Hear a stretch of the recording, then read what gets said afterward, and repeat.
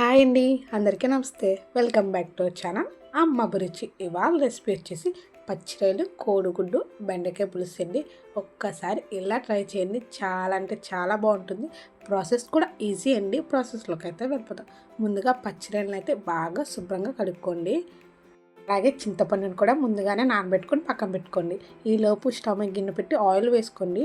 Oil కొంచెం ఎక్కువ వేసుకోండి. ఆయిల్ వేడెక్కాక మనకి ఎన్ని గుడ్లు కావాలంటే అన్ని గుడ్లను అయితే ఉడకపెట్టుకోండి. ఉడికిన గుడ్లను తొక్క తీసేసుకొని వేపుకోవాలండి.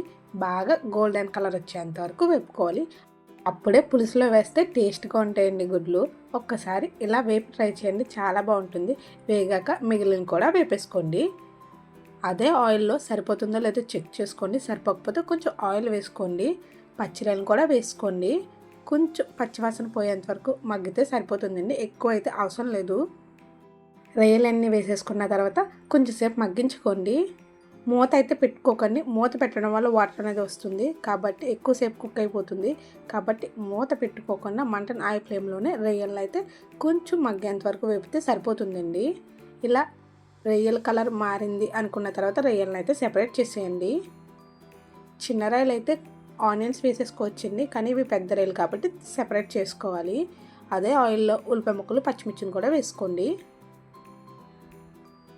2 చిన్న ఉల్లిపాయలండి, అలాగే 3 లేదా 4 పచ్చిమిర్చిని అయితే పొడవ చీలికలుగా కట్ చేసుకొని వేసేసుకోవాలి. ఆనియన్స్ అయితే బాగా వేగాలండి, గోల్డెన్ కలర్ వచ్చేంత వరకు వేగాలి. మీరు కనుక ఫస్ట్ టైం నా ఛానల్ చూస్తుంటే కనుక వీడియో నచ్చితే లైక్ చేయండి, షేర్ చేయండి. మన ఛానల్లో ఉన్న వీడియోస్ని కూడా చూసేయండి. మీ ఫ్రెండ్స్ అండ్ ఫ్యామిలీ మెంబర్స్కి షేర్ చేయండి. అలాగే మీరు కూడా ట్రై చేసి మీకు ఎలా వచ్చిందో కామెంట్ చేయండి. ఉల్లిపాయలు బాగా మగ్గాక ముందుగా వేపు పెట్టుకున్న రొయ్యలను అయితే వేసేసుకోండి.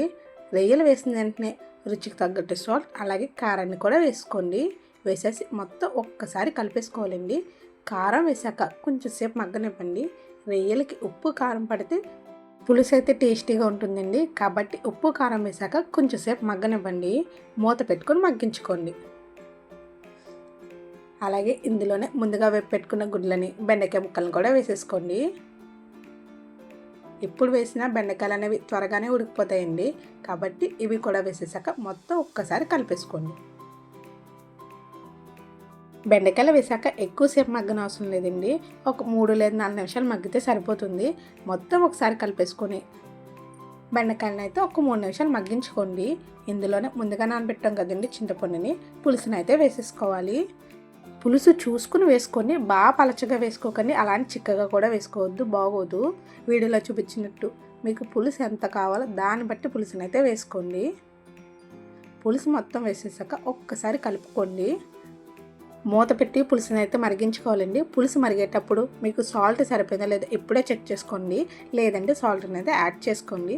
అంతేనండి, పచ్చిరొయ్యలు, బెండకాయ, కోడిగుడ్డు పులుసు అయితే ఇంతేనండి. చాలా సింపుల్గా ఉంటుంది, టేస్ట్ అయితే చాలా బాగుంటుంది. ఎవరైనా ఖచ్చితంగా ట్రై చేయాలనుకుంటే ట్రై చేయండి. మన ఛానల్ కనుక ఫస్ట్ టైం చూస్తుంటే కనుక ఖచ్చితంగా సబ్స్క్రైబ్ చేసుకోండి. అలాగే మీ ఫ్రెండ్స్ అండ్ ఫ్యామిలీ మెంబర్స్కి షేర్ చేయండి.